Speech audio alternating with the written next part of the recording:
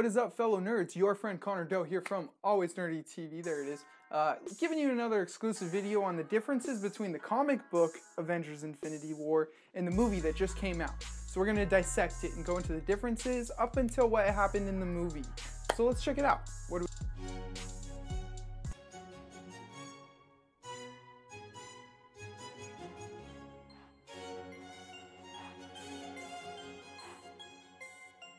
So there are definitely a couple different renditions of the same storyline. The one we're going to be looking at is the original comic book, the Infinity Gauntlet. Its original storyline was done in Silver Surfer number 34, started with Thanos' quest, 16-issue run, and then it inevitably led us into Thanos getting the gauntlet. We'll go into more details about the comic books, but this is the one we're going to be using, just important to note. With the Marvel Cinematic Universe, since we don't have the full scope of what Thanos is going to go through in his trials and tribulations beyond that of Infinity War, we can't really compare it all the way to the comic book. So as I mentioned, we're just going to go up into the point where Thanos snaps his finger at the end. This is the spoilers part. We're not going to go into any more after the comic books, but we are going to explain Thanos' motivations and how it plays into the whole storyline as opposed to the cinematic universe and their motivations.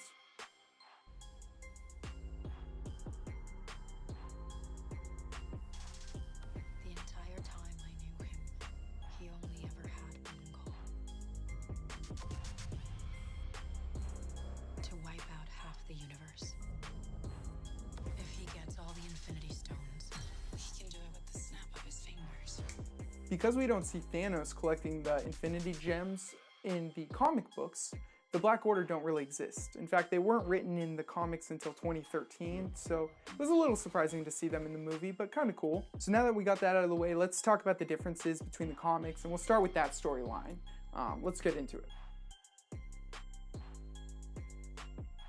So Thanos had recently been resurrected by Mistress Death because she wanted to use him in order to disrupt the imbalance of lives saved by the Avengers, it's implied, to lives that were lost. And what she wanted to do was bring Thanos back to even that out. When Thanos came back, his first initial thought was, I need to get the Infinity Gauntlet in order to do this. So let's see how that pans out for him. Tell me his name again. Thanos.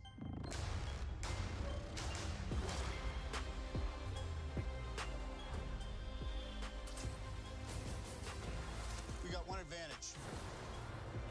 He's coming to us.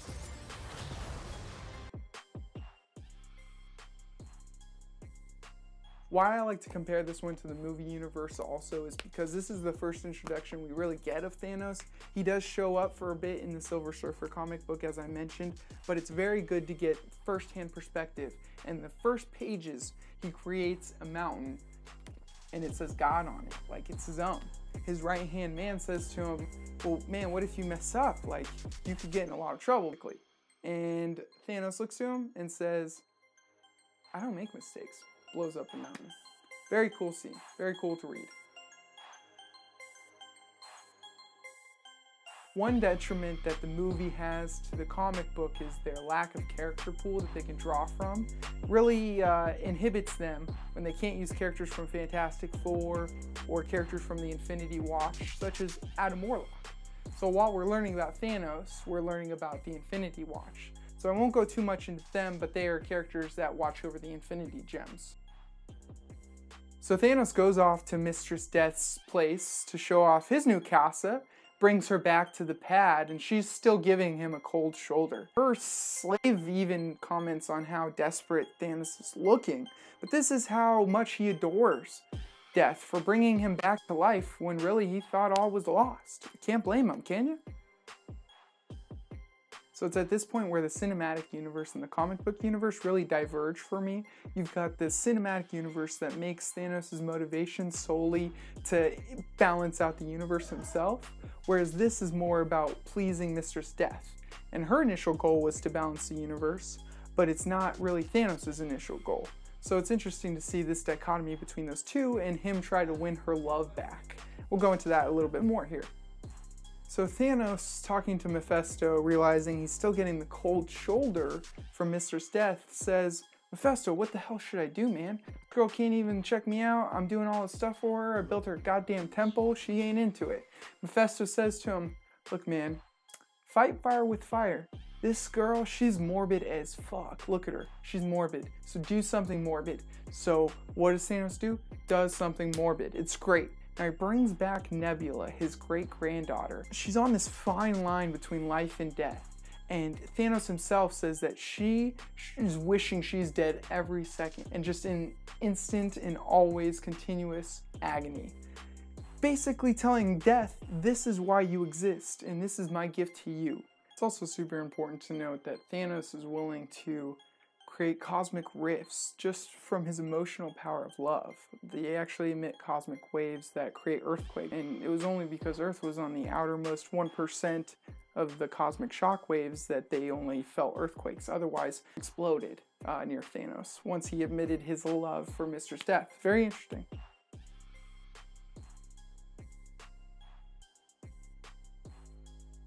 Yes, fellow nerds, Thanos' motivation is not to delete half of the population. No, it never was his intentions. His intentions were always to fall in love with Mistress Death. But that's not really exemplified in the movie. So it's kind of interesting because the comic books, in my opinion, do it a little bit better in that he actually has a motivation to snap away all these people. And that's when Mephisto again suggests maybe you should do something that Mistress Death brought you to do. And he realizes, oh yeah, the imbalancing. If I just snap half of the life away, it creates that balance that Mistress Death was looking for. And that's why she's mad at me. She's mad at me because I haven't done my job yet, of course. So that's when you hear, whoosh, or you see the snap. Very cool. Fun isn't something one considers when balancing the universe. But this does put a smile on my face.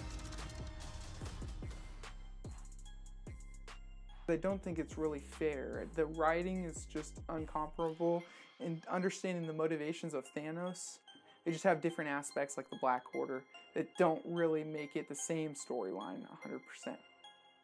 So when we go back and compare the movie to the comic books, Thanos' motivations in the comics are a lot more understandable. To be honest, when I was watching the movie, I kind of thought, why doesn't he just snap in abundance so that everyone can live in prosperity? But then it's like, with the comic books, it makes sense. He wants to impress Mistress Death, and that's why he's doing it. It has nothing to do with caring about the people themselves. It's all about selfishness, and that's the nihilist that Thanos is. That's the Thanos that I wanted to see in the comics, translated into the movie universe. Next video, fellow nerds, we're going to talk about what actually happens in the comic books after the point of the movie where he snaps his finger. So go ahead and subscribe, or I probably have the video up by now considering I'm doing it tomorrow. So go ahead and subscribe and check that video out. My name's Connor with Always Nerdy TV. Shout out to the new subscribers, I'll list them right here. And thanks again. Have a good goddamn day from one nerd to another.